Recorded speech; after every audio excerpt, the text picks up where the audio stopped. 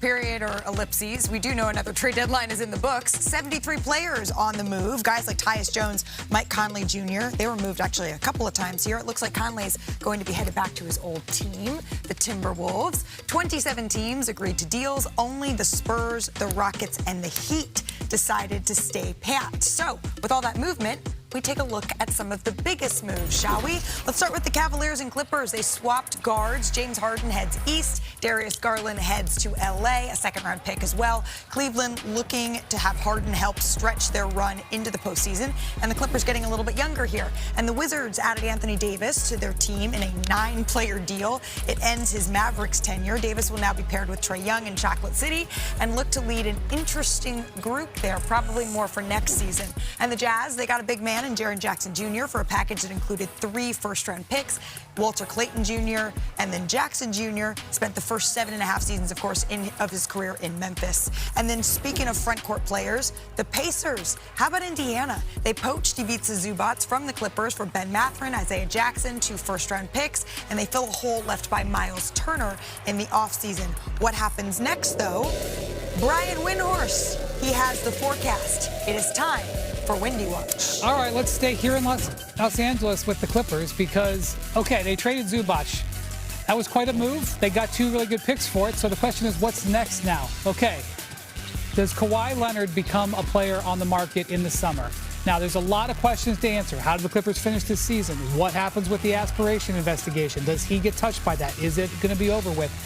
Would Kawhi Leonard be looking for a contract extension? All of these things are at play, but I think teams are asking this question because this could end up being a very impactful player with the way he's playing right now. All right, let's stay out here on the West Coast because even though they're from Cleveland, they're out here. And tonight they play a second return game where their new Kings players go back to Sacramento. Obviously, they were not planning on making this move. You want to know how I know? They wouldn't have spent all that money putting up that billboard in the LeBron spot of the core 4. They brought it down to make room for the James Harden of it all. Now, Harden is in there, but really this is a move that is just as much about Donovan Mitchell. They wanted to maximize not their core 4 as much anymore. They wanted to maximize number 45. Harden comes in there, plays alongside him. Their new guards also help him out. Okay, let's go back east to the Memphis Grizzlies. Very interesting comments today by Zach Kleiman, the general manager of the Grizzlies. When he was asked directly about whether Ja Morant would play again this season, he refused to commit to it and said it will be a medical evaluation. He has an elbow injury, not a knee injury. He has played 8 games since November 15th. This is interesting, Malika, because I think the only way they can trade Ja is if he rehabilitates his image on the court as a player. Forget about off the court stuff. And I don't know if that's going to happen or how much it's going to happen. All right, now let's go north to Milwaukee. The Bucks have made it clear they want to keep Giannis. Okay, so the question is, what do you do to keep Giannis past this season? The way you do it starts with getting a good draft pick. Here's the thing. They've been 500 when he's played. They're 9 games under 500 when he doesn't play. Are they going to bring him back when he gets healthy from this latest calf injury, or are they going to shut him down for the season to increase the chances of their draft pick? If they play him, it will hurt their team, probably. I know that sounds not intellectually sound, but that is probably what would happen. So that is an interesting thing to watch. That is certainly an interesting thing to watch, as are those comments from Zach Kleiman. As we say hello to our friend, Mark Spears, who joins us on the desk as well. Mark, I know you and I are both interested. Legs, we haven't gotten a chance to hear from you in this whole Giannis saga, particularly as he continues to deal with this knee injury. What do you think? Should the Bucks play him later in the season or try to improve their draft lot? I think to Wendy's point, I mean, does it really behoove them to win? And you see teams in this situation all the time in the NBA. This is different because of Giannis Antetokounmpo, one of the faces of the league, right? You want to see him out there playing. But to Wendy's point, I mean, you have to think about the best way to be able to attract him to think about staying there. And with a loaded top of this draft class, that would be the way to go about doing it. It's the Ryan Rollins show.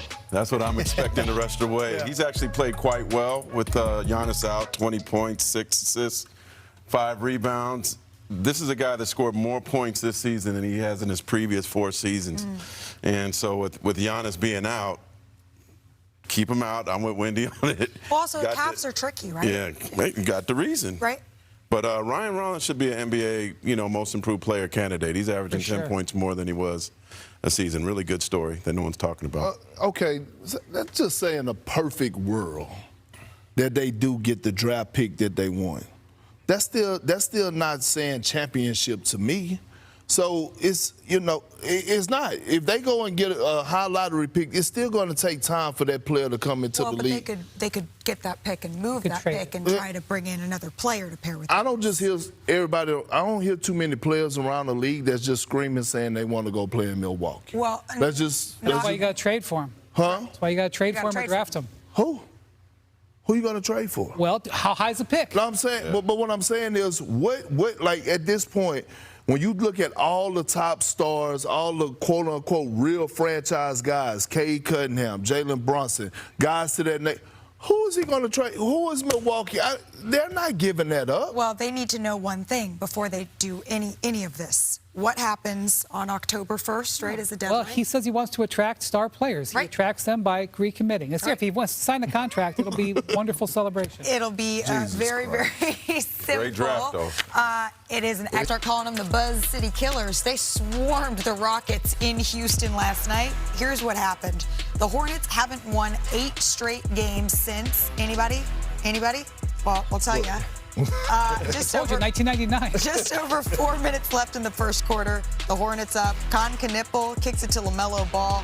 They're really finding something here, Legs. Wait, not to sound old, but I was in the league the last time that happened. Yeah, they are finding something. What they're finding is a lot of confidence, and they've got a lot of talent, and they're starting to play well together. Knippel works inside, makes the jumper. Hornets up big in this one. 4.5 minutes to go in the third. Now the Hornets up by 10.